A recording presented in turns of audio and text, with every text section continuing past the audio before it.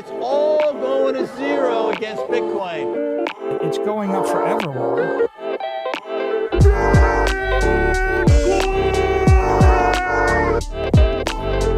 You're against Bitcoin. You're against freedom. Yo, welcome to Simply Bitcoin Live, your number one source for the peaceful Bitcoin revolution, code breaking news, culture, and magic warfare. We will be your guide through the separation of money and state. Speaking of the separation of money and state, is it one of those episodes? It kind of is. One of the things that Michael Saylor said needed to happen in order for Bitcoin to reach $5 million happened, and it happened early. Christmas came early. And what I'm referring to is the change in the FASB accounting rules. Now, it was set to go into effect in 2025, but now they're set to go effect in December of the new rules are set to go into effect in December of 2024. So like literally before the year of the bull, which is the year of 2025. And then also coincidentally, we have Bitcoin Q&A from Foundation, and we're going to talk about this awesome thing that they just released, Envoy, making self-custody increasing it. Well, Envoy's been released for a minute, but it's a new feature, and they're just making self-custody so easy for the masses. I tweeted out, it was a couple weeks ago, we brought Zach on the show to talk about it, but I was like having dinner with my parents, and I came to a realization, because they're all Bitcoiners. Like my parents basically bought Bitcoin when I bought Bitcoin, and number go up converts you, and you're just like, wow, I love this thing. F the Fed and the central bank, blah blah blah blah blah. Fiat money's a scam, but they don't really know how to interact like with Bitcoin. Like they don't really know how to access their wallets and whatnot. Like I kind of have to be like the lifetime technical support for my family, and it's because they're older or they're younger, and they're used to being in the fiat matrix where you have a bank that takes care of you. And I came to the conclusion, I was like, self-custody is just not easy. So, our boys over at Foundation are trying to solve that problem. And also, speaking of self-custody and hardware wallets, breaking news is a Ledger debacle disaster that was released, that came out this morning. Apparently, they were like, there's some bug that allows some malware to be uploaded to the device, and it was like draining people's accounts, like absolute clusterfuck disaster.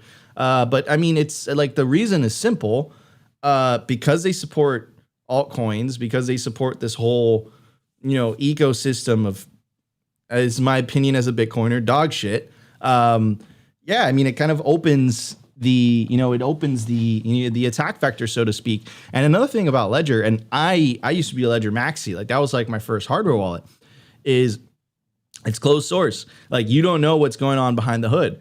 So like this comes a couple months after they announced their like sovereign recovery tool or whatever, that essentially you would give access to Ledger and a third party to sign if you lost your private keys. Like I get what they were trying to do it, but in practice it's just a terrible idea. So yeah, just a lot going on. Great day to be a Bitcoiner. I know yesterday's episode was kind of harsh with the attacks ramping up from Elizabeth Warren and co. But today's going to be a happy episode, and I'm looking forward to it. Speaking of happy, I have to bring up my legendary co-host, always optimistic, very well dressed. He's going on a date with Chrissy Lagarde later this afternoon. He's trying to get plugged into the Cantillionaire system once again. He's trying to stack sats. This is how Opti stacks sats. Yes. Yeah. No, that's not what happened. I sweat through my hoodie last night, so I have to go get a haircut after this. And I don't have a hoodie right now.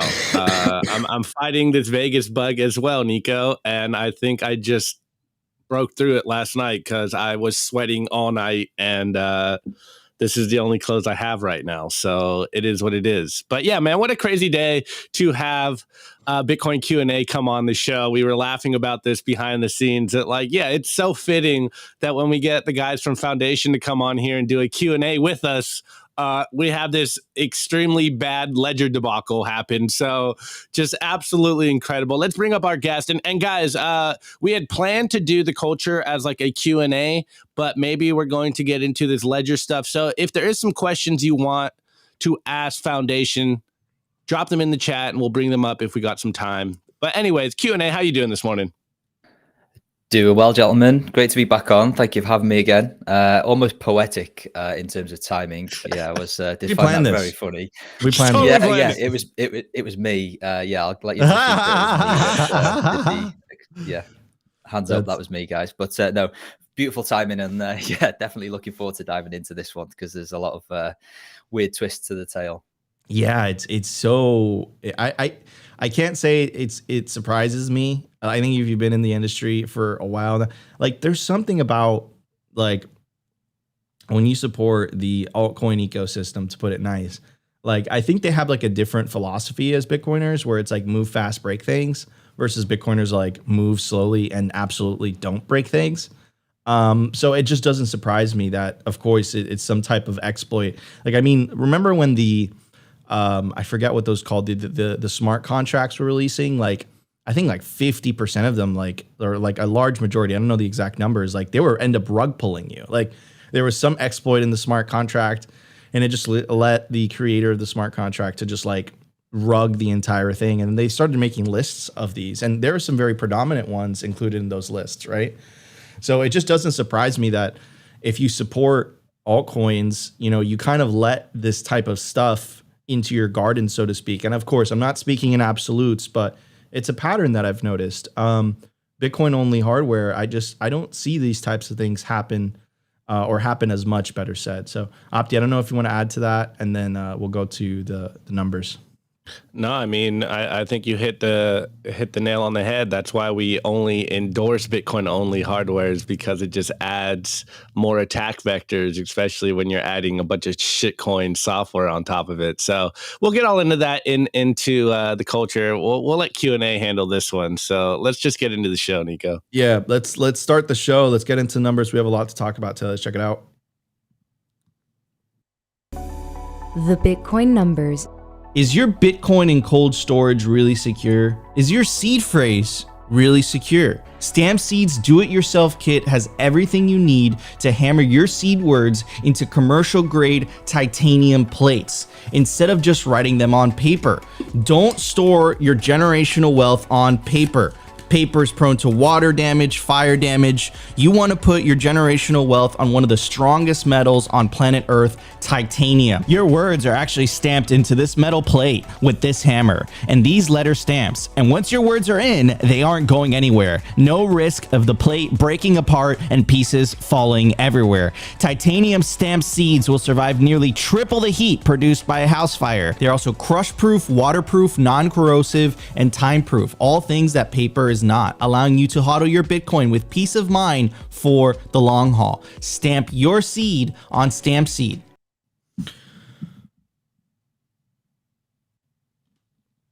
All right, there we go.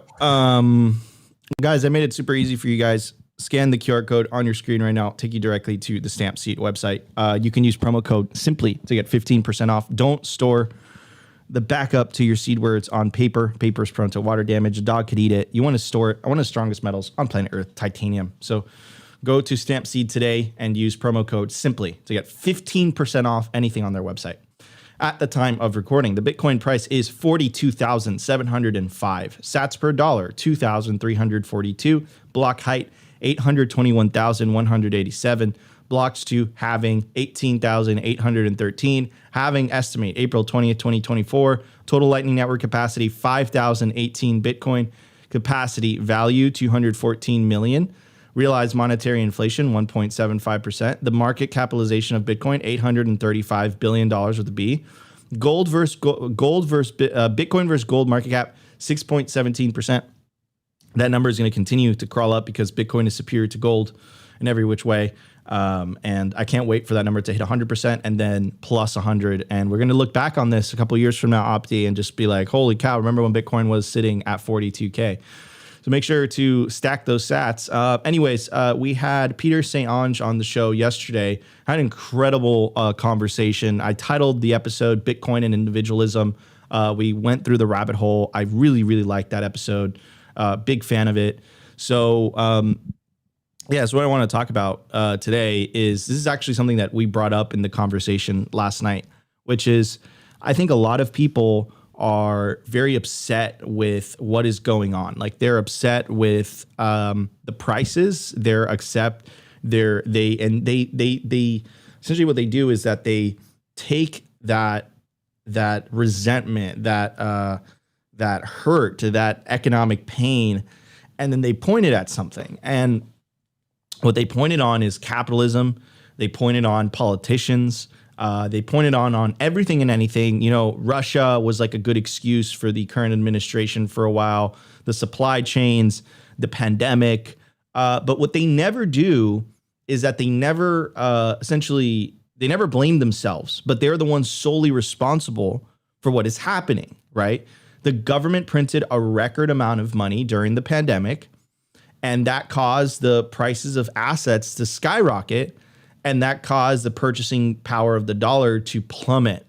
So if you're in the lower middle classes and you are living paycheck to paycheck, essentially you're living on your salary, you feel poorer. If you're not making, you know, I would say, and of course, if you take their numbers for word, but I just don't believe that it's 3%. I think if you include everything, it's more like 10, 15%. If you're not making 10 to 15% more in your salary than you were making last year, which very few people are, you are poor. You're making less money. I know that the dollar amount stays the same, but the purchasing power definitely doesn't go that far. Here's Wall Street Silver, and he says, is McDonald's pricing themselves out of the fast food market? Their reputation was for cheap food. People are realizing that with higher minimum wages, $15 to $20 per hour, and high food costs, now McDonald's is costing as much as Now McDonald's is costing as much just as restaurants with higher perceived quality. There are tons of videos like this where people are just realizing that eating out is unaffordable. There's a huge percentage of the population that is being forced to skip eating out and start brown bagging it from home. Lots of fast food franchises and restaurants could be setting up for failure in the coming recession, right? And here is a video of someone just kind of explaining their pain and suffering and kind of going through that. And it's really sad. But I mean, like, we know the cause of this. When did McDonald's get so expensive? All right. So I don't eat at McDonald's on the regular like that. So I didn't know this happened. So when I think of McDonald's, I think of $1 cheeseburger, $1 hot and spicy, $1 McChicken. So it's the first of the month. All the bills are paid, but I'm hungry. So I was like, you know what, I'm gonna go to McDonald's because in my mind, like I said, $1 cheeseburger, $1 McChicken. I get here and I order 2 cheeseburgers. And why were they each $3.29? I could have went to In-N-Out. I could have went to Chipotle. I could have went to Qdoba and paid the same thing for something actually nutritious and a little better. But I came here because I thought we were still rocking with that $1. $1.15. Now it's $3. If I ask for sauce, are they going to charge me too? When did McDonald's get so... So, I mean, like the reason I play you guys this video is because these are people that perhaps are not awake to what's going on. Clearly she's not awake. Like, clearly she has no idea what's going on. And then I just wanted to like point something out, which is like most of society thinks that way, right? Which is like the prices are just meant to go up.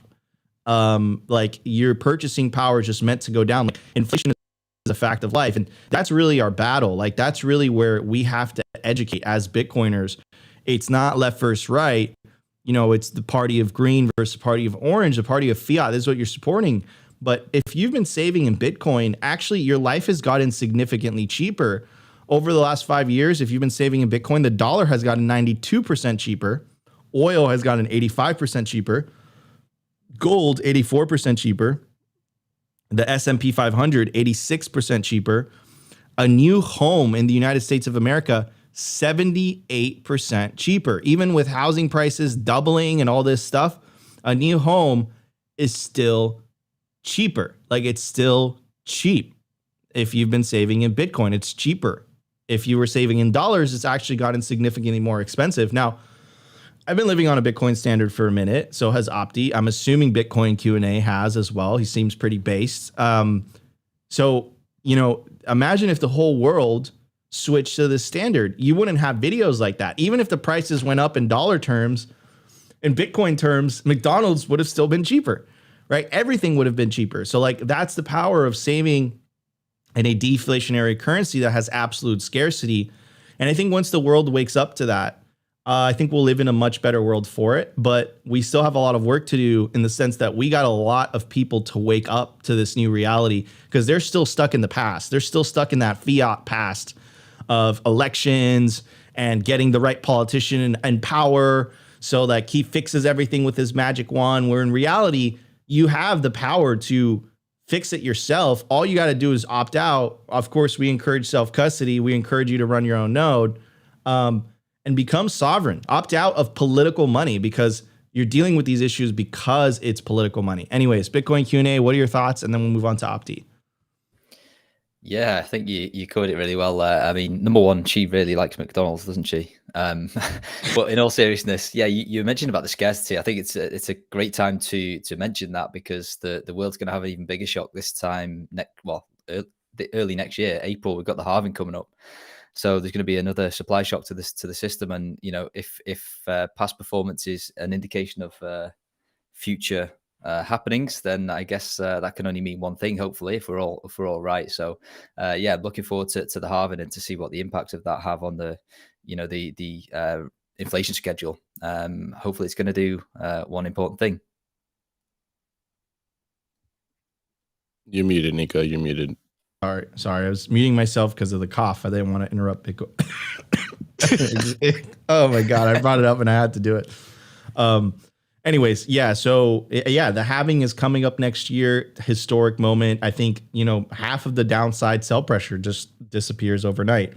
It's very unique to Bitcoin. Historically, what tends to happen is about a year, 9 months after the halving, the price of Bitcoin tends to moon. Let's see if it does that historically. Obviously, I'm biased. I think it absolutely will. I think this next bull market is going to, blow some minds away, to be honest. And I'm looking forward to it. Anyways, Opti, what are your thoughts on this, brother?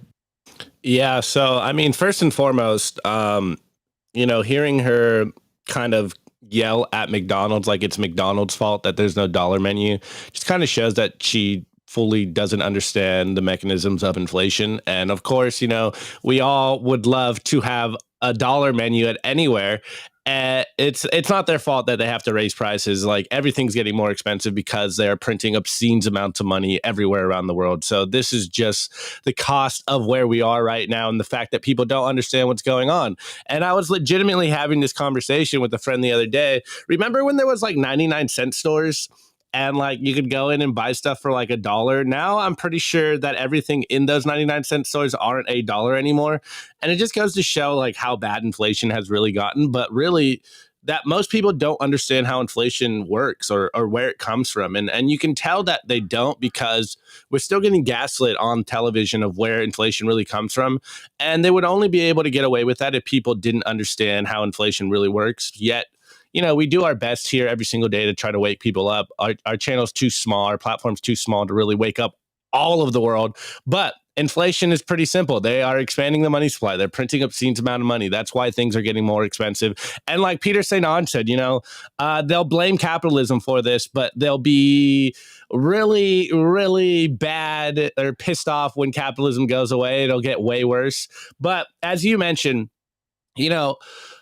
as I was talking to my friend about like, wow, 99-cent stores, they used to be able to buy things for $1. Now you can't. And then we kind of laughed and we're like, well, at least we're on the Bitcoin standard. Our lives are getting cheaper. And it really blows my mind that people are out there and they're still just living on the dollar. Like I can only imagine how expensive it is for an average person that isn't a Bitcoiner. Like my life has only improved since I've been on the Bitcoin standard. And it just blows my mind that people are still living on the fiat standard. And I'm sure the stress that comes with it is unbearable. And that's why we're seeing what we're seeing in the world. And so many people freak out is because, hey, they don't understand it.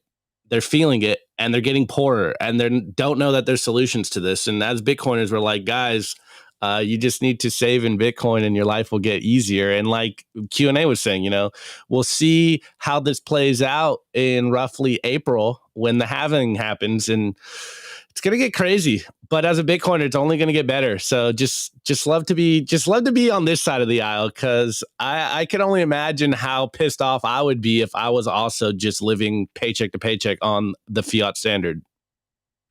100%, dude. Anyways, I do want to give a shout out to everybody watching us on all the different platforms, whether you're watching us on YouTube, on Rumble, on Twitter, watching us live. We appreciate you all. The audience has been growing. If you guys are enjoying the content, make sure to smash that like button. It really helps with the algos. Currently, we are sitting at 83 likes on YouTube. Help us break 100 likes within the first hour. And of course, our podcast audience is listening to the audio only version of the show. Apparently, we have been having some issues. If that's the case, please let us know. Please reach out to us. We've been trying to fix it the last couple of weeks. But anyways, before we get onto the culture to talk to Bitcoin Q&A, I do want to give a shout out to our sponsor, Bitcoin 2024. Are you tired of not understanding the people around you? Do you want to surround yourself with other Bitcoiners that think like you? Are you tired of being ostracized in your own community because everyone looks at you like this crazy Bitcoiner? The Bitcoin conference is for you. There's a lot of people in this world that think and see the world the way that you do. You'd be surprised. I was surprised the first time I went to a Bitcoin conference. It was Surfer Jim that convinced me I had to go. And then I realized there was a whole army of people that thought like me, and this army is growing by the day. When I'm talking about people that thought like me, I'm talking about Bitcoiners. So I highly recommend the Bitcoin conference. It's going to be the largest conference of the year, Bitcoin 2024 in Nashville, Tennessee, July 25th through the 27th. You do want to get your tickets quickly before prices go up. For a GA ticket, it's $349. For an industry pass, that gives you access to 3 days of the conference. If you're trying to get a job in the industry, I highly recommend the industry pass. You can get it for $1,099. For a VIP pass, that gives you access to the deep backstage VIP lounge, premium seating and VIP viewing, all-inclusive premium food, open bar and coffee bar. I highly recommend the Whale Pass for $4,999. You definitely don't want to miss the biggest Bitcoin conference of the year, Bitcoin 2024. Use promo code SIMPLY to get yourself a big discount. Everybody, let's get on to the culture so we can talk to Bitcoin Q&A. The Daily Culture. Brought to you by SwanBitcoin.com. Swan is the best way to build your Bitcoin stack with automated Bitcoin savings plans and instant purchases, serving clients of any size from $10 to $10 million. We love Swan because they incentivize self-custody and dollar cost averaging. What are you waiting for? Visit SwanBitcoin.com today. All right, I do want to give a shout out to the Pacific Bitcoin Festival. It's a lot of fun. Opti and I went last year. It's I would say the best Bitcoin festival. It's in Los Angeles, California. Definitely don't want to miss it. They rent out a hangar at an airport. It's absolutely badass. Last year's speakers included Jimmy Song, Lynn Alden, Greg Foss, Alex Gladstein, Corey Clipson, Preston Pitch, Stacey Herbert, Max Kaiser, and Stefan Livera. There's going to be some awesome speakers this year. Opti and I are also going to be there. You don't want to miss the Pacific Bitcoin Festival in Los Angeles. Highly, highly recommend it. It's freaking awesome. Get your tickets quickly before the prices go up. Anyways, Opti, we're going to talk about some bullshit today, aren't we? Yeah. So, guys, we had intended for today's culture. We're still going to do it. Yeah. So I'm going to tell everyone, guys, we wanted to do a Q&A so you guys could ask Q&A about Foundation. So I already see some of you guys dropping some questions in the chat. Drop some questions. We will get to them eventually. But it would be a missed opportunity if we didn't talk about what's going on with Ledger. So I'm just going to show the tweet here because you guys in the chat don't know what's going on with Ledger. So here's Ledger's tweet. This came out this morning at 7:31 a.m. And Ledger tweeted out, "We have identified and removed a malicious version of the Ledger Connect kick. A genuine version is being pushed to replace the malicious file now. Do not interact with any dApps for the moment. We will keep you informed as the situation evolves. Your Ledger device and Ledger Live were not compromised." Q&A. What is going on here? What is happening? Maybe do a little TLDR on the latest Ledger debacle. We don't have to get into all of Ledger's debacles in the last couple of years, but what happened this morning and what were your thoughts on it?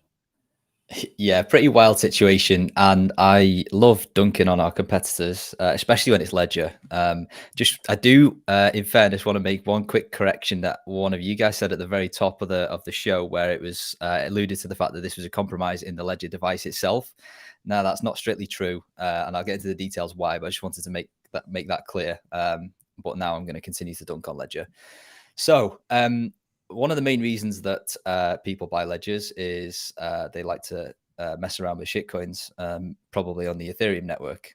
And a lot of the ways that these Ethereum applications, or also known as dApps, quote unquote decentralized apps, they have like a web access that you can go to a website like MetaMask or something like that to interact with all of your various different monkey JPEGs and shitcoins and all that sort of stuff. Ledger has like an interaction with that in the form of like a button that allows you to connect your ledger to this web service. And there was a dependency within that service today that got compromised, such that when you thought you were, interacting with whatever crap you thought you were interacting with, what was actually happening was that your wallet was being drained to an attacker's address.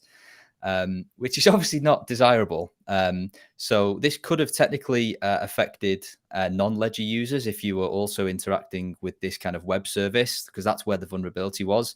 But obviously, as we know, most people who do this kind of stuff tend to gravitate towards ledger because they are a big name in the industry.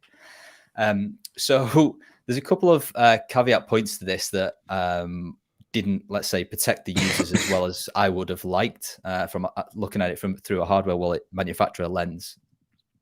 When you interact with this sort of stuff, the way that the user kind of authorizes the transaction is there's basically a button on the ledger that says, do you want to take this action? So there's no verification of you're going to send X amount of sat or ETH or whatever to this address, and here's how much change you're going to get, and are you happy? It's just a case of, do you want to take this action? Yes or no? So the user had no way to verify what was actually going on with the transaction that was subsequently draining all of their shitcoins to an attacker. So even if the user was being super vigilant, the way that this is set up with Ledger and the web services means that you wouldn't have been able to detect it anyway, just because of the way their architecture is. And even if Ledger did want to, I guess, try and get the users to verify all of the Ethereum smart contract crap on that tiny little screen that they have, like, it's not going to happen. You'd be scrolling on that tiny little click wheel for about 3 weeks before you've verified everything.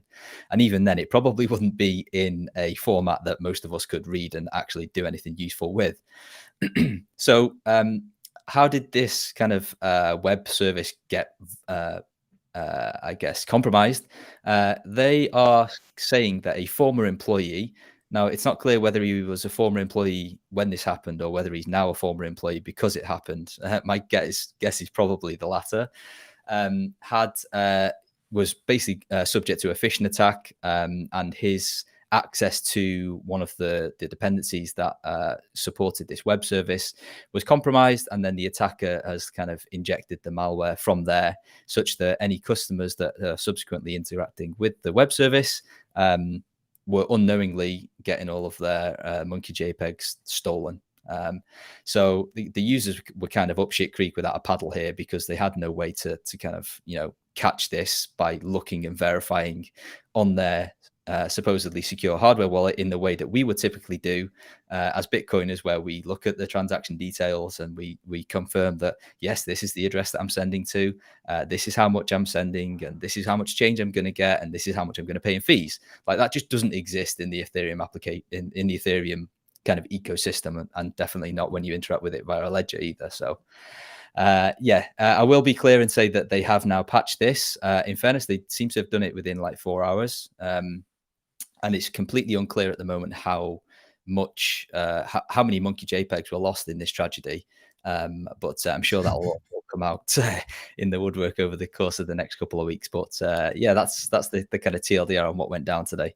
Dude, that's absolutely hilarious. Poor monkey JPEGs. I mean, I don't like to dance on people's graves, but man, we say on the show all the time, producer Jacob says it all the time, don't shitcoin, it's bad for you. Clearly, I think this is what we mean as Bitcoiners. I think you've been burnt. You've been burnt so many times that you just kind of start to learn your effing lesson, after a while. So anyways, I do want to pull up Bitcoin Q&A's screen so we can talk about Envoy and some passport stuff. Whenever you're ready, brother.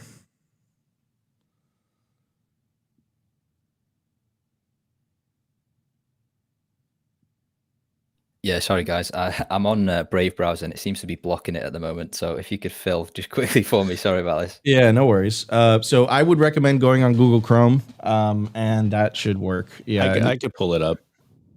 okay. So, anyways, yeah, it's the Ledger thing is just an effing disaster. But man, it's such a shame. It's what happens when you deal with shit coins. Yeah, Bitcoin Q&A is going to be right back. Oh, nice. Okay. The Passport website. But yeah, man, this is the Envoy. To read the description, a simple Bitcoin wallet with powerful account management and privacy features. Use alongside your Passport for setup, firmware updates, and more.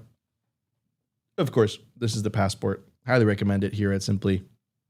Awesome hardware wallet, completely open source. I think they have Snake on it too, believe it or not. So highly recommend this wallet. Check the link in the video description. Bitcoin Q&A is back. So welcome back, my friend. And he shared his screen. Here we go. There we go. Okay. So can you hear me, guys? All right. Yeah, we got you, bro. Loud and clear. Screen share should be coming in a second from my iPhone. All being well. Is that working? Yeah, it is working. Sir. Oh, beautiful. Yeah, so I thank you for the opportunity to do some Envoy shilling. I am very excited about this.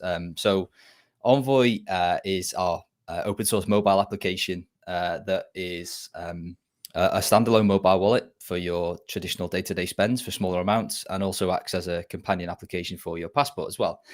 For those that don't know, Passport is our air-gapped hardware wallet, although I'm sure regular watchers of the show will be quite au fait with that right by now. But you definitely don't need a Passport to use Envoy, and we offer the easiest mobile wallet experience on the market, in my humble opinion. Newer users can leverage our magic setup. Nika, you were talking earlier about us at Foundation trying to make self-custody ready for the masses. And we think we're about as close as you can get in terms of an onboarding sequence. So if any new users can leverage our what we call magic setup, where you can quite literally go from zero to installing the app and having a mobile wallet that is ready to transact and automatically backed up to your chosen cloud service in under 30 seconds or around 5 taps. All you need to do,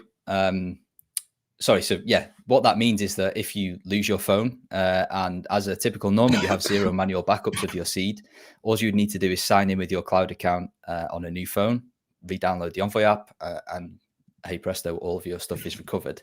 Now, it's all well and good me kind of saying that, but I'm just going to... So here I have a fully populated Envoy wallet where ready for some demonstration, but I want to demonstrate a point here where, let's say my phone is stolen or I accidentally delete the app. Oops. So let's say I've just bought myself a new phone. I'm going to reinstall the Envoy app. Obviously, this is a test flight version, but also that you would traditionally do is go to the App Store, search for Envoy and reinstall. So you're thinking at this point, shit, I've lost all my Bitcoin. I didn't have a seed backup because I'm an idiot. Well, that's not the case with Envoy. All you need to do is re-download, get to the open screen, tap setup, choose how you want.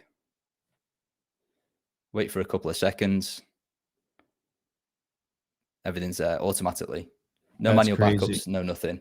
And that, what was that, like 10 seconds? Yep. Yeah. So so I'm assuming this is iCloud, right? iCloud if you're an iPhone user, and Google, it's called Android Auto Backup if you're an Android user. Yeah, completely optional, I will add. So there's probably going to be people listening to this going, oh, I don't like the sound of cloud backups and things like that. And to be clear, the only stuff that is backed up here is in terms of private key material is your mobile wallet seed, which is encrypted before we send it off to Apple or to Google. But there are going to be people there that, that's just not okay for them, which is absolutely fine. So if you wanted to not use any of the magic stuff, we, of course, will allow users to come in and just take the manual setup where they can import their own seed, or they can just generate a new seed on the device and just have that stored locally. Then they can go and, make their traditional seed word backup, stamp that into steel, store it wherever they want, as you would typically do with a traditional mobile wallet. So we've got both people or both of those types of users covered. And we think that Envoy can kind of grow with you. So if you're just starting out and you're inevitably going to make mistakes, or you're orange pilling some friends and family, maybe go down the kind of magic setup route, let them see the magic of it in 30 seconds or just a couple of taps, and then they can, disconnect that cloud connection in the future if they wanted to, and then be more sovereign from then on. You can kind of choose your journey with this. So super excited about that, and hopefully as the world starts to wake up and learn about it, it should become the perfect orange pilling tool, in my opinion. Yeah, it's very convenient. It kind of reminds me a little bit of Wallet of Satoshi. I think XX has a question, and so your seed phrase is recorded somewhere other than with me. So I think what Bitcoin Q&A said is that your mobile key is backed up to the cloud. Obviously, your key on your hardware wallet remains on your hardware wallet. It's an air-gapped hardware wallet. And then another thing is Bitcoin Q&A. I mean, dude, I'm losing my memory. Holy cow. I'm sorry, getting over the Vegas virus. No, but it was an important question. Yeah, I mean, statement. This is completely optional, so you don't have to do this if you don't want to. This is just like, if you're getting into Bitcoin, there's something about the convenience. Like Wallet of Satoshi is incredibly convenient. Of course, you understand the trade-offs and stuff like that, but this is making it convenient so people aren't shook or aren't scared of self-custody. It's kind of like easing your way into it. So that's very cool. Here is Toxic Sophie says, Simply Bitcoin, can Mr. Q&A please explain in a little complicated way how they do a secure cloud backup? Yeah, very good. Good question. So the way that it works is when you tap the magic setup, we generate a seed using the random number generator on your phone. That is stored locally on the secure element of your phone. And if you choose the magic backup, we will encrypt the private key and then send it off to the secure portion of your cloud storage. So as I said, with Android, that's called Android Auto Backup. We've got links to all this in our documentation if you really want to get into the nitty gritty. And with iCloud, it's stored in what's called your iCloud keychain. Now, this isn't like a typical part of your like Google Drive or your iCloud keychain where you can kind of go on, log in on your computer and go and look at that like it's a hidden access thing that only specific applications can have access to. But even if there was a rogue Apple employee or Google employee, because of this private key material is encrypted, like all I see is an encrypted blob. So even if your cloud account is compromised, then the private key itself is not compromised because they cannot break the encryption. The other cool part about the magic backup setup is that we use what we call the hash of your private key as an identifier on our server, so that we can store all of what we call your metadata on our servers without having to know who you are, where you live, or anything about you at all. So when you do this setup, we send a hash to our server. And then we can store all of your metadata. So what metadata is like all of the additional accounts that you can see, if you add any, that you can see on screen there. If I go in and add any notes or tags or change any of the names of my devices here, all of that sort of additional stuff, as well as app settings and all that, is all stored in an encrypted blob on our servers. And that's what allows us, when you saw me do that quick recovery earlier, we basically see that you're logged into your iCloud. We pull down your seed because you've logged in, you've authenticated, and then we locally on Envoy, we hash that private key again and then ping that to our server. And we obviously cross-reference that with a list of all of these like random hashes that we've got. And if we find a match, then we'll send all of that encrypted metadata back to you. And the end result for you as a user is that, as you saw earlier, in a couple of taps, your Envoy app is as if you never left it. Yeah, and again, like for the initial, like you make so much mistakes in the beginning. Self-custody is like this daunting, like in practice on a conceptual basis, it's so straightforward. But in practice, a lot of things happen. Like I never forget the first time you recover a wallet and that wallet has some Bitcoin on it. You're like, holy cow, did I lose my Bitcoin? And your heart skips a beat, So this is essentially making it easier for people, their onboarding experience. And then as time goes by, I suspect people will value more and more sovereignty. They'll disconnect themselves more and more and more and more. But initially, most people, in my experience, that's not what they go through. We do have a question from Dr. Nikamoto FM. Says, questions for Foundation. I know you can have multiple accounts on a single seed phrase. but can you have multiple seed phrases on a single passport? Oh, very good question. The short answer is no. We can only have one master seed loaded into the device that's able to kind of sign transactions at any one time. Although you can access different wallets or sub wallets in using various different tips and tools and techniques. So you've alluded to you can have different account level segregation, which is absolutely correct and one of my favorite features. And you can actually see that in practice on screen here. So you can see all my different passport accounts. Like all of these are linked to the exact same device, but they're all completely separate sub wallets. They're all controlled by the single same private key. But to answer the question more specifically around different actual kind of, I guess, high level wallets, then the way that you would do that with our device currently is that you'd need to use additional passphrases. So each additional passphrase that you applied to your seed words would create a brand new wallet with its own list of accounts and addresses. And you can do that. There's an infinite number of different passphrases that you can use. Now, there are some caveats with doing that because with each subsequent passphrase wallet that you use and that you populate with some sats, you're going to need to create additional backups for those. So yeah, it's not like there are like additional things that you need to kind of consider when you do that. And that's why we consider that as more of an advanced option. But yes, in the future, I think the question, I forget who you said asked it, but was probably alluding to the fact of the way that what we call stateless signing devices operate. So a seed signer is a perfect example of this, where it doesn't store your private key material when it's switched off, so that you can kind of load in any seed words whenever you want, which has its pros and cons.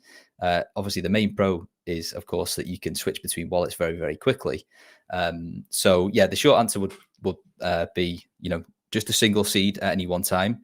However, it takes like 30 seconds to erase the device, and then you can restore via your seed words or via a seed QR in the exact same way that Seed Signer or a Blockstream Jade would.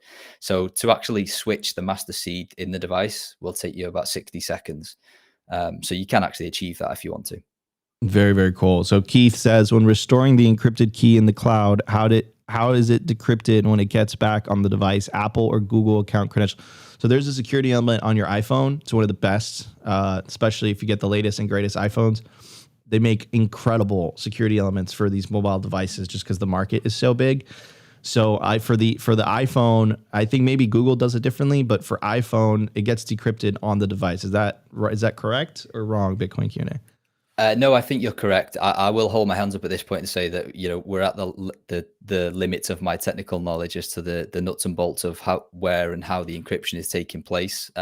We've got links to it and how it's covered in our documentation at docs.foundationdevices.com if you want to really get under the skin of that sort of stuff. But yeah, would absolutely hold my hand up and say we're at my technical limits here. So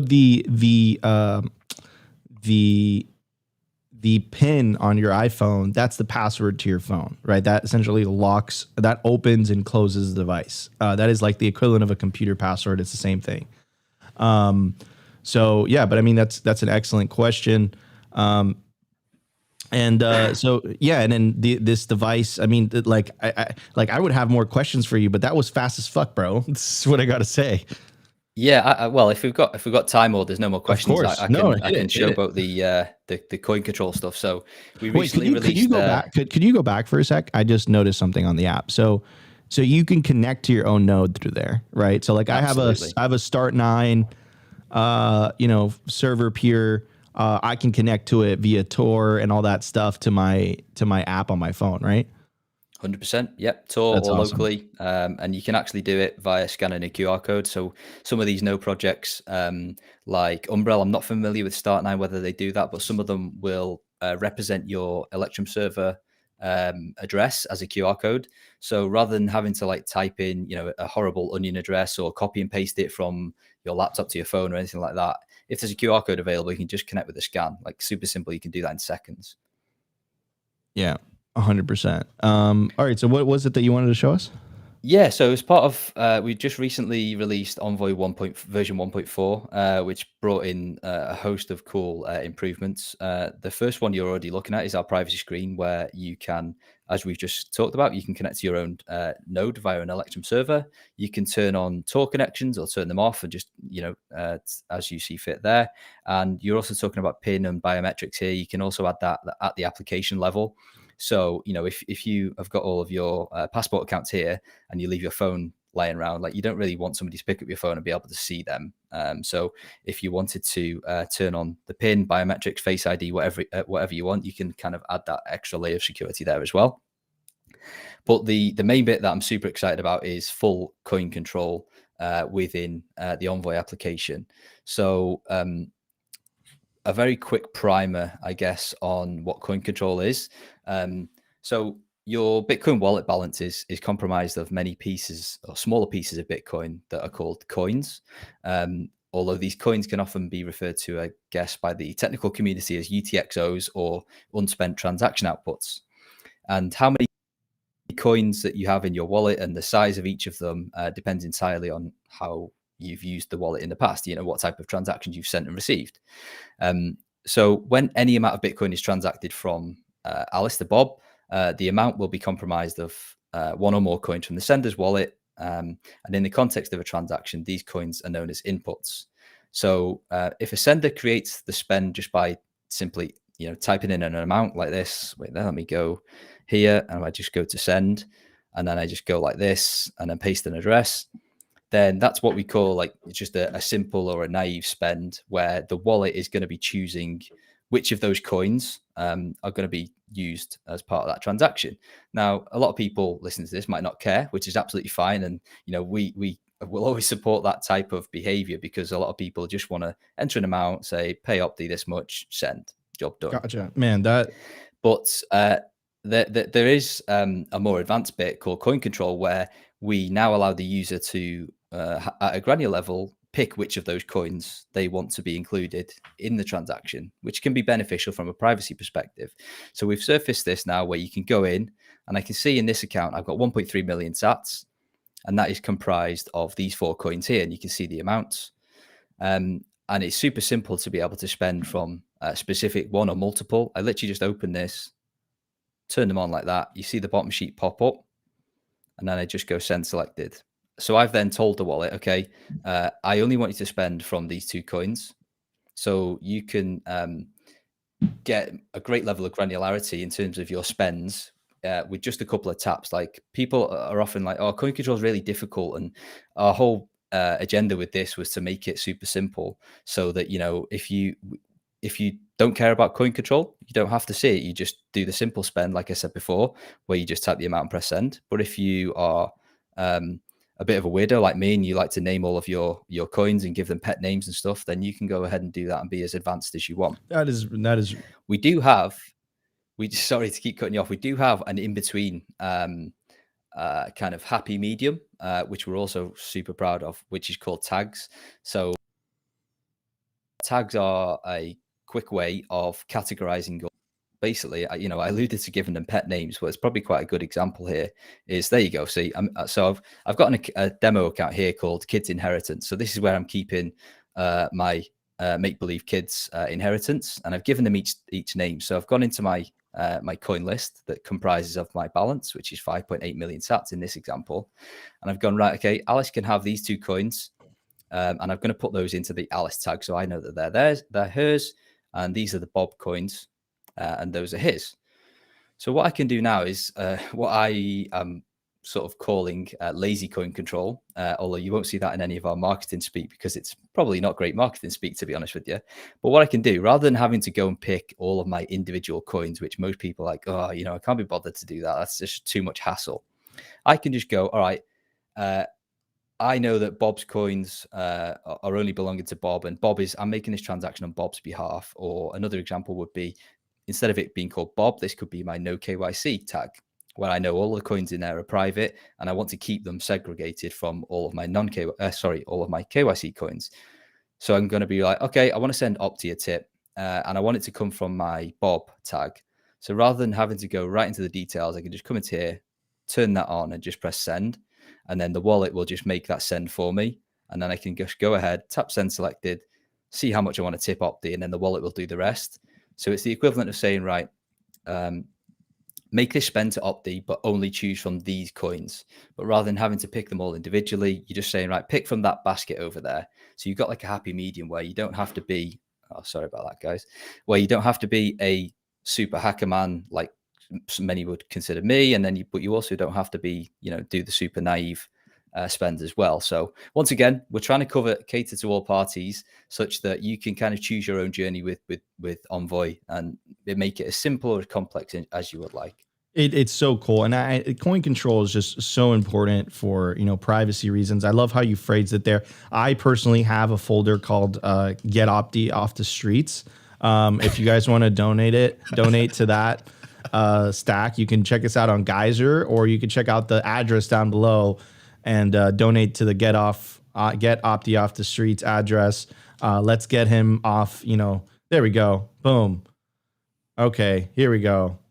Get Opti off the streets. For your Opti. 15,000 sats. Don't 15,000 sats, bro. Generational wealth. No, but dude, that is absolutely incredible. It's really cool. And again, I love that you guys made it intuitive. I love that you guys made it like more like if people are used to dealing with their bank app and like, that's how they're used to interacting with money. It's kind of intuitive. Bank apps aren't exactly the prettiest, but they're pretty straightforward. And Bitcoin wallets, I love them as much as I love them and whatever, a lot of them aren't straightforward, especially if you're, going from one thing to the other. So I love what you guys did here. It's really, really cool. It's a great example. And you guys actually offer a concierge service, right? If someone buys a hardware wallet and they're just not familiar with it, you guys offer that, right? Yeah, we certainly do. That is, am I still? Yeah, you've killed my screen share. Thank you for that, guys. Yeah, that is a service that I run personally. So basically, yeah, if you buy a device from us, and this might be your first ever hardware wallet, or this is, or you're just not sure and you're not fully confident in the setup process, and you would see some great value in having a helping hand. Yeah, you can book yourself onto an hour-long concierge slot with me, where we just hop onto a Jitsi chat. And I'll basically just hold your hand across the whole setup from turning the device on the first time, all the way through all of the security procedures, all of the seed generation, all of the seed backups, all the way through until the end result is that you are connected with your Envoy wallet, or it doesn't have to be Envoy wallet. If you want to choose Nunchuk or Sparrow or Blue or whatever you want, like, once again, you can choose your own journey. That is a service that we offer, and yeah, is absolutely the highlight of my job because I get to meet some really cool people and hear their backgrounds and get to help them, take those first steps into self-custody. So very cool. And I'm, very happy that's part of my job. That's very, very cool. And that is like extremely important because a lot of people, and I know Ben offers this as well, BTC sessions, but it's very important because again, you have to think about it from the fiat matrix. A lot of people, this is completely new to them. The idea of taking self-custody of their wealth is an extremely radical idea. You can make a lot of mistakes. So that's really, really awesome that you guys offer that. Anyways, Opti, any final questions before we move on to the news? No, I just wanted to add that I think these latest updates on Envoy are absolutely beautiful.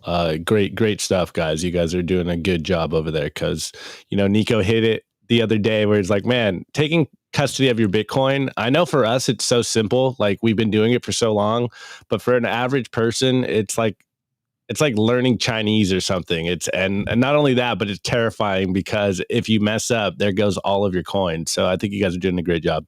100%. I agree with that. Anyway, I do want to give a shout out to our sponsor, Kaboom Racks. They're the most trusted place to buy and sell mining equipment. You could scan the QR code right now. It'll take you directly to their Telegram marketplace, or you can connect with a member of their sales team. They make purchasing their products easy and transparent. What about selling mining equipment? You can absolutely do that with Kaboom Racks. Access their vast network of domestic and international customers when you sell your mining equipment with them. Guys, if you're trying to build a Bitcoin mine, start your mining utopia, you got to check out Kaboom Racks, the best place to stack those racks. Anyway, scan the QR code, check them out today. You can also see the link in the video description. Anyways, let's get to the news. The Daily News. I want to give a shout out to our sponsor, Foundation Devices. It's self-custody done right. They built a premium grade hardware wallet called Passport right here in the US. It's fully open source and verifiable. It's the most intuitive Bitcoin wallet designed with a UX reminiscent of a simple feature phone. So you will know how to navigate it and use it the moment you pick it up. Get your Bitcoin off exchanges and into your own hands in just a few minutes. Experience the peace of mind that comes with taking ownership of your own keys. After a massive sellout during Bitcoin Miami 2023, the Passport is back in stock at foundationdevices.com. Bitcoin only, open source verifiable, completely air gap security model, gorgeous design craft, premium grade materials. If you're thinking about getting your Bitcoin off exchanges, this is the one for you. Check out the Passport link in the show notes below to learn more. Guys, I made it super easy for you guys. You could scan the QR code on your screen right now. It'll take you directly to the Passport Foundation Devices website where you can get yourself a Passport hardware wallet. Remember, guys, not your keys, not your Bitcoin. At Simply Bitcoin, we recommend Passport by Foundation. Anyways, so the big news of today, and it is very, very big news, and the fact that it's happening when it's happening is a big effing deal, especially if you're a bulltard.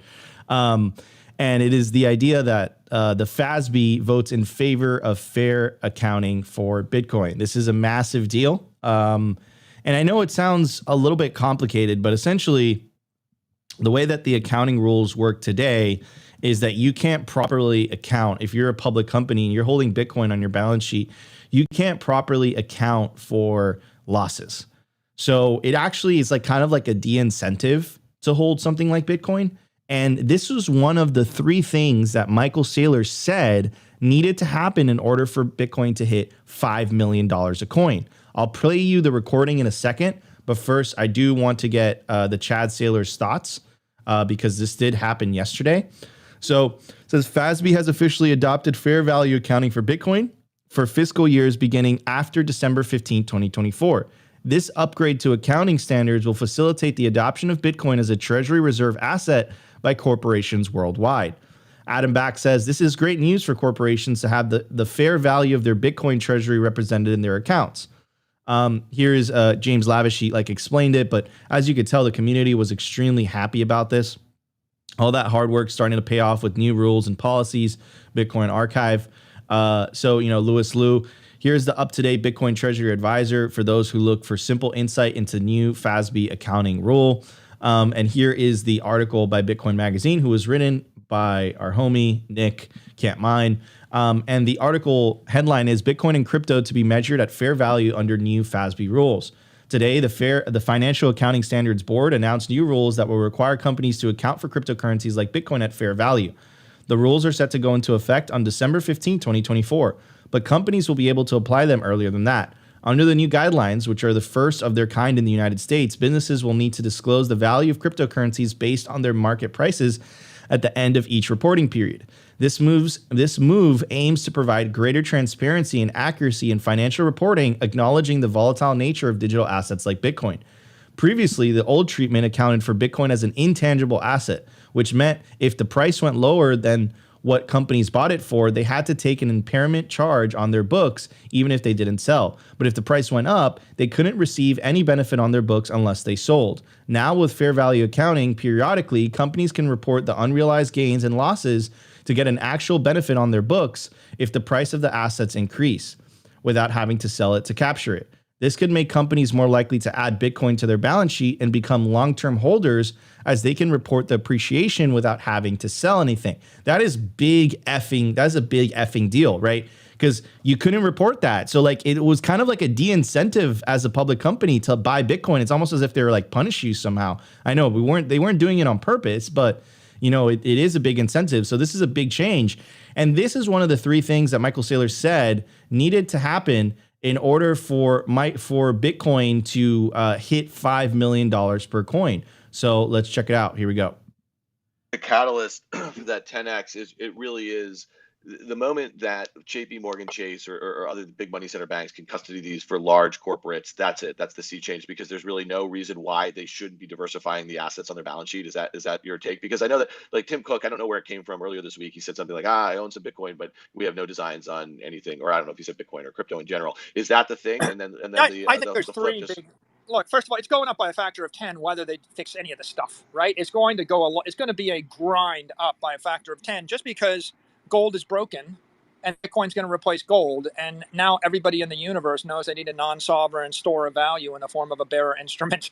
So now they're looking, the amount of stories for last year, people said inflation may be coming. We're not sure. Now the mainstream narrative is flipped to inflation is here. You need an inflation hedge. So it's going to grind up to replace gold. It'll go to $500,000 a coin, regardless of whether they fix these things. But there are three things that are massive catalysts that cause an acceleration. And I don't think that those three things don't take us to 500,000. They take us to 5 million a coin, right? Those three things are a spot ETF where someone can go ahead and buy $100 million of Bitcoin, buy a security, an ETF security. I think that's one. Two is your bank is going to custody it for you and lend against it. And three is I can mark it up or mark it down on my balance sheet based on fair value. Pari passu, it'll be pari passu to the way I'd handle Apple stock, or at least that good. If you have property with fair value accounting, by the way, it becomes pari passu to the way you'd handle treasury bonds on a treasury balance sheet. Treasuries are better than stocks because treasury is property, whereas a stock is a security, and you're capped out at 40% of your balance sheet as security. So it would be a major, major breakthrough if you saw any of those three things. And I'll end with this one observation. I tweeted this last week, but I think it's very powerful. It's if the banks can hold this stuff on their balance sheet, then a whole new class of investors are going to buy it. People are going to put in billion and multi-billion-dollar orders to buy it as a treasury asset. Nobody's going to sell it because there's no reason to sell it if you can borrow against it at LIBOR plus or at SOFR plus 50 basis points. Right, so you'll be borrowing against Bitcoin at SOFR plus 50 or SOFR plus 100 basis points. No one's ever going to sell it, and then, as I joked, you won't be able to afford it. I mean, you will be able to afford it, but everybody gets Bitcoin at the price they deserve. When the banks normalize it, and you can draw a $100 million credit line at 100 basis points from an FDIC insured bank, at that point, right, we're going to blow through the market cap of gold by a factor of 10. Right. So I think the best thing is those three things are highly likely to happen. I don't know if they happen in 36 months or 24 months or 12 months, but I would be shocked if it's more than 36 months. And I hope, guys, it doesn't happen in 12 months, because my view is the longer it takes, the more progressive the grind, the more time I have to buy more of it. And I think right now, if I'm not mistaken, you have 114,000 Bitcoin or so. You're muted, bro. Oh. Sorry, I'm like covering up my cough. And by the way, Bitcoin Q&A. I don't want to hold you down. Thank you so much for joining us. Wait, before Q&A pops off, Q&A. Plug your website and what you want people to see, and then you can pop off, bro. Yeah, of course, will do. Thank you for the opportunity, guys. It was great to be back on. Hopefully, we can do this again soon. It's always good to talk about the stuff that I literally spend too many hours each day and each week getting to build. So if you want to check out foundationdevices.com, if you want to check out my personal website, bitcoiner.guide, just go and check it out, and there's lots of good stuff there. And thank you once again, guys. Keep up the awesome work. Keep the ball juice flowing. Appreciate what you do. Appreciate it. Thank you so much for coming on the show, Bitcoin Q&A. We really, really appreciate it. Anyways, so going back to, this is incredibly, incredibly bullish. And those three things have happened already. So it's not, it's not a hypothetical. Someone was asking, what is pari passu? Pari passu is a Latin phrase that means equal footing. So essentially what Michael Saylor is that Bitcoin would have equal footing as US Treasuries, right? It currently doesn't the way that it's accounted for. So like it's a de-incentive, but once it has equal footing, accounting wise, people are going to come to their own realization. I mean, we pulled you the website priced in Bitcoin. We did that on purpose. Like, everything gets cheaper when you're on a Bitcoin standard, and this is the same for public companies when they realize, holy cow, we're sitting on like ice cubes that are melting. Might as well hold some corn, even if it's not a large amount. It will protect them from the debasement of holding fiat currencies. And a lot of them hold a lot of fiat currencies. The reason it doesn't make a dent is because they're extremely profitable companies. So their profit kind of makes up for that loss of purchasing power holding those dollars. Anyways, the other couple things that he mentioned is big banks holding quote unquote Bitcoin for their clients. And this is exactly what's happening. We see the news coming out of France, Banco Santander in Spain, some banks in the US as well. This is the latest article that I can find from Reuters. Very reputable news source. And it says Deutsche Bank to hold crypto for institutional clients. It's exactly what Michael Saylor said needed to happen, right? And it's happening already. The FASB rules are happening. This isn't a theory anymore. When they recorded this Spaces, it was 2 years ago. It was November 10th of 2021. So all the stars are aligning. And of course, the last thing that he said is the Bitcoin spot ETF, with a lot of people are betting that it's going to be passed or accepted or approved in early January of next year. So yeah, I mean, I understand the title of today's episode, but those aren't my words. Those are Michael Saylor's words. And the three things that he said needed to happen in order for Bitcoin to hit $5 million, 5x from gold. So, I mean, it would 10x from gold. So essentially a Bitcoin gold market cap would put the price of Bitcoin at between $500,000 to $600,000 per coin. If you 10x from there, that's $5 million. Or maybe I'm doing the math wrong, but I'm pretty sure that's the correct math. So, like, I mean, this is a big effing deal. I'm not going to lie to you guys. It is 5 million. So this is a big effing deal. And I think Michael Saylor is really seeing, you know, he's seeing what is happening in front of his eyes. And he really called this. He predicted this. Now, what I got to say before I pass it on to Opti, and just to kind of bring attention to, because there's really two battles here. There's hyper Bitcoinization, which we all want, but then there's also the right to self-custody, right? There's two separate things. I think governments are going to be okay with captured Bitcoin, ETF Bitcoin, Bitcoin in banks, because there's only a handful of banks, so it makes it very easy for them to confiscate on a massive scale. I think governments are going to fight self-custody tooth and nail, because essentially it's not going to allow them to distribute wealth, redistribute wealth the way that they've been accustomed to doing for decades and decades and decades, not only through via direct taxation, which I don't want to get into that, but via the taxation of inflation, right? And that is where I take a stance, right? So you can say income tax is this. I don't want to get into that argument. People feel differently about income tax. I think it's a political debate, and I just think it's not worthwhile for this show. But I don't think anyone has agreed to inflation tax. I don't think everyone would agree to that. I think if people were made aware, you know, imagine if we explained to that girl who was upset about McDonald's, and she understood what inflation was, she'd say, this is a scam. Like, what the F is going on? Like, what do you mean there's a money that I can hold that is increased, that's going to increase in purchasing power over time? That's our job, is to wake those people up to the new reality, the new paradigm. And this is what the book, The Sovereign Individual, is talking about. I mean, they predicted this moment in time back in the 90s. Like, they hit the nail on the head. Like, I always read you guys this passage. It says, new technologies will allow the holders of wealth to bypass the national monopolies that have issued and regulated money in the modern period. Their importance for controlling the world's wealth will be transcended by mathematical algorithms that have no physical existence. In the new millennium, cyber money controlled by private markets will supersede fiat money issued by governments. Right. And of course, governments they don't like that. They don't like that. Why would they like that? It's competition. They used to not have competition. Right. So when you see Elizabeth Warren making her moves, it's really not about money laundering. It's really not about terrorism. It's about controlling the money. That's what it fundamentally boils down to. And you got to give her credit, because she knows what the hell is going on. Like, I bet you Elizabeth Warren knows exactly what's going on. I think that's why she's fighting this as hard as she's fighting this right now. Anyways, Opti, what's your take on all this? Yeah, I mean, I think that this FASB ruling, it's not getting as much, like as much attention as a spot Bitcoin ETF. But I think this is one of those really, really big things that's happening that's going to get Bitcoin to just go absolutely nuclear. Because, I mean, I say it all the time, you know, and I even have this, and I hate using CoinMarketCap, but it's a good visual here. and maybe I got to zoom in a little bit here, but Bitcoin versus the biggest companies and assets in the world by market cap. And you can see Bitcoin's at 11 compared to like Apple, Bank of America, Microsoft, Alphabet, Amazon, Vanguard.